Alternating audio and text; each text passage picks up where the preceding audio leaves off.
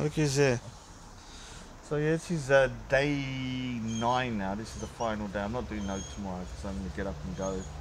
So this probably could be my last one. I don't know when I'm gonna be whether this one or another. I can't remember actually. So yeah, it's been 9 days. Been away. Yeah, it's been great. I've had a great time just chilling out. 7 days completely by myself, and then I had like an hour with some human beings, kind of like interacting with humanity. Nice guys. Uh, you know, look like, I mean, if you looked at them down the street, they look quite thuggish, but they're actually really nice dudes. So this is the problem, I think, with a lot of, when you go to a Tommy Robinson kind of event, they all look like that. They're actually really, really nice dudes. Their hair just isn't growing, their hair follicles. It's not their fault, man. It's like me with my beard. Like, I can't grow certain bit of hair in certain areas, so I have to keep it very low. So yeah, for me, like I'm just gonna be kind of like in the future. I'm still gonna do videos, but not so much like the way I was doing out 2 a day, 3 a day. And it'll be like 2 or 3 a week, maybe 1 or 2 a week. I'm just talking. Mainly my videos will be about Speaker's Corner, and I'm gonna be doing like art videos. Poor Bullet. He's gonna miss me, I think. Been feeding him a lot. Say hello. Say hello, Bullet. Bullet. Say hello. Here's Gucci coming up now. Look at that weirdo. Look at that weirdo. What is happening? Yeah, so I'm going to be doing like maybe my drawings and talking on top of my drawings, so you can kind of see me drawing at the same time, which will be interesting, I suppose, for you guys. I'm going to be going Speaker's Corner back on Sunday. I should be doing a speech at Whitehall. This is going to give me a lot of stick. But on Whitehall, free Tommy Robinson event, which is starting around 2 p.m. I've been invited to do a speech, and so the shit's gonna hit the fan after that, because it's taken to the next level of madness. I always kind of like, I go to one level, and I get myself in the shit, and I'm like, oh, well, how much more shit can I get myself into? And I'm like, all right, let me do the Tommy Robinson event in Whitehall to free him, just so that I can get more hate and. Just the next day is going to be Speaker's Corner, so going there is going to be pretty interesting, because every time I've gone back after a Tommy Robinson event, all the Indians are going, oh, I'm so ashamed of you. I'm so ashamed of you. You're an Indian, I'm so ashamed of you. You're a traitor to my race. I just look at them like, shut up, you stupid idiots. Traitor to your race. I'm an individual, you little idiot. Obviously I have a group linked to my people, the Punjabi Sikhs, because they're my people, man. With whatever I say, if anyone I've got like anyone, I mean tribalism in the sense of I'm going to tribalism actually. Like everybody is connected to a particular group just because people are normally attracted to people that are genetically similar to them. So obviously you have you'll have your family. And so your mom, your parents, your siblings, you will be genetically closer. So you'll have a connection to them or want to be connected to them. Not all of them, obviously. Sometimes you might hate them. Whoa, look at a mess over here. Better not film that. Come here, you two. Hey. So you will have that connection to people genetically similar to you. So I don't see people wanting to be closer to their own people being problematic, in the sense that if Sikhs want to be closer to Sikhs, so go into a area and start congregating with Sikhs like in Southall, not a big deal. And if white people want to then congregate in a different area and be with their own people, not a big deal. Yeah, and Muslims want to go, not a big deal, or Hindus, whatever. When it starts becoming problematic is when those areas become so ghettoized and so separated from the rest of society that they're not communicating with the people in their neighbours, like the other race or the other religious people, and they're just congregating in an area and they don't want to speak to anybody else, and then you have these ghettos. Obviously you know who I'm talking about, the kind of like Muslim ghettos. And so what happens then is that you have a situation where people are not talking, and that just creates suspicion between people.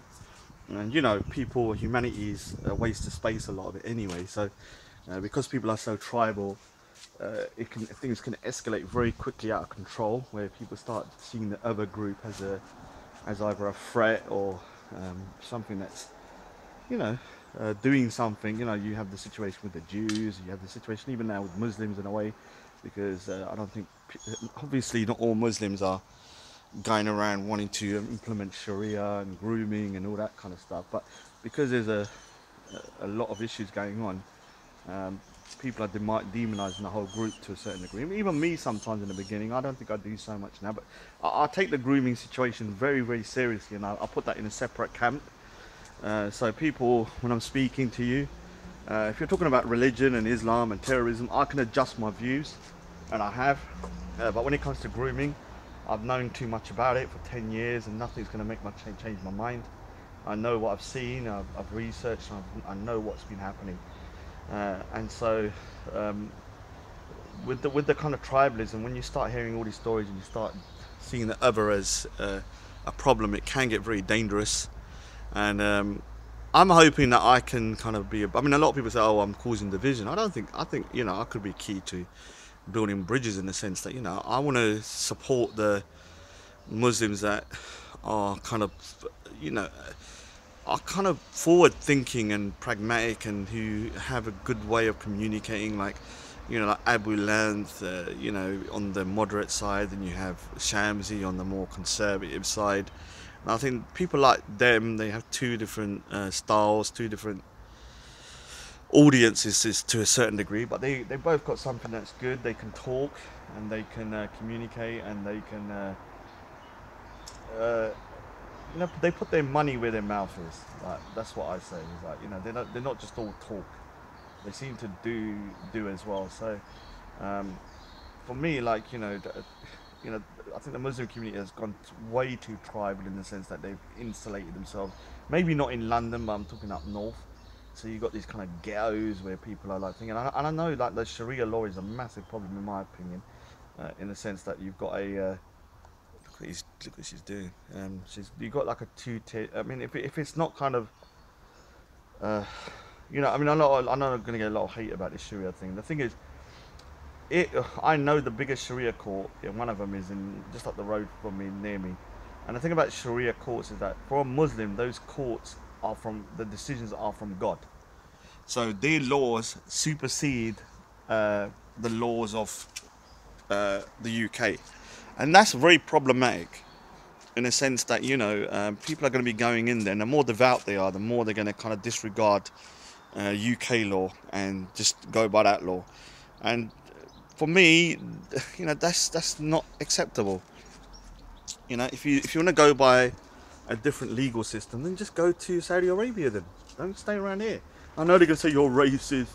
No, I'm not. Get out if you want to start doing a separate legal system. You know, we can't have a two-tier system where one group is abiding by one law and the other group is abiding by another law.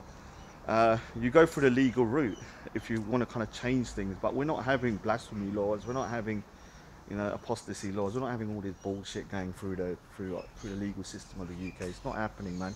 And so, reason why I like Shamsi and them, like, I mean, they're saying to me they don't want to do that. If Shamsi suddenly like changes his mind, and then suddenly he starts implementing Sharia, I'm gonna be like really pissed off. But no, I'm only joking. So, you know, tribalism, I'm kind of going about tribalism. I don't see an issue. Nationalism, I'm kind of a nationalist in the sense that I love Punjab. I love the Punjabi culture. Although I keep on saying I'm not part of it, I do love it. In the sense that when I look at it, I'm like, yeah, it's such a beautiful culture. The music, the art, you know, the land, the architecture, the history of the Punjab is incredible. And, you know, so I'm proud of the history and stuff. A lot of people say I'm a coconut, I want to be white. No, I'm happy being Punjabi, man. You know, I love being Punjabi. You know, I think it's a great, no offense to everybody else, man. We're the top dogs. And so, you know, I think, and I'm also nationalistic in the sense that I'm a patriot of the UK as well. I believe that, you know, I'm here, and we should defend the UK, because at the end of the day we want to leave something that's constructive and productive for the future generations. There's no point destroying a lot of people like hate the UK because of colonialism. Yeah, you can hate the UK if you want, but why want to destroy it from within and get revenge? Because, you know, you may feel satisfied by this, but your kids and your great-grandkids are the ones that are going to suffer at some point by the decisions that are made right now. So, you know, Brexit, you know, kind of getting re-control of our borders and stuff like that is essential. You know, you can't be having Brussels controlling the borders and uncontrolled immigration. You know, and everyone's gonna say, "Oh, you're an Uncle Tom, just let everyone in." No, you can't just let everyone in. God's sakes, it's like, you know, would you open your door to your house and let every single person just come in unvetted? No, so you don't do that to a country either. You've got to vet people. You know, we don't want people that are just going to, you know, cause problems and issues long term. And that's nothing to do with race. It's more to do with ideology about what do you think.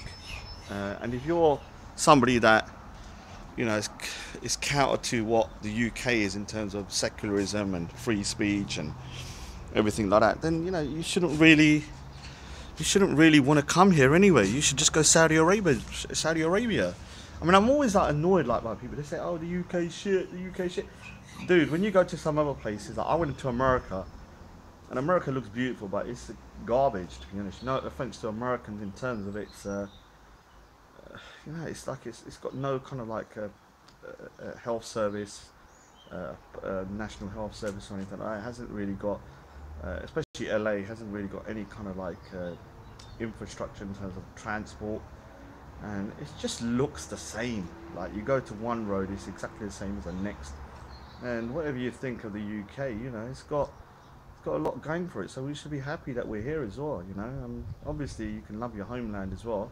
Because people are tribal. No one's going to suddenly become, you know, I'm not going to suddenly turn white and become Anglo-Saxon. I'm always going to be a Punjabi unless I'm not parent. I'm probably not going to have I don't want no kids in this world anyway.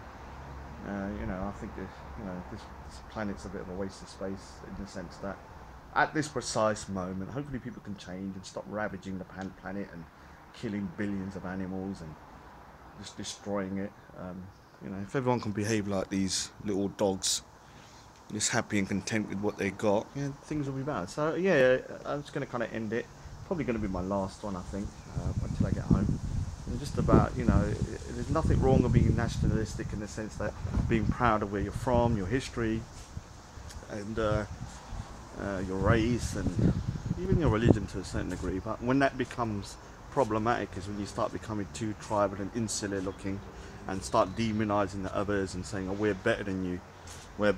So this is when racism and you know, even with Muslims, they have this similar thing. I'm going to be straight with you. With Muslims, they have a similar situation to what you have, like a lot of racists.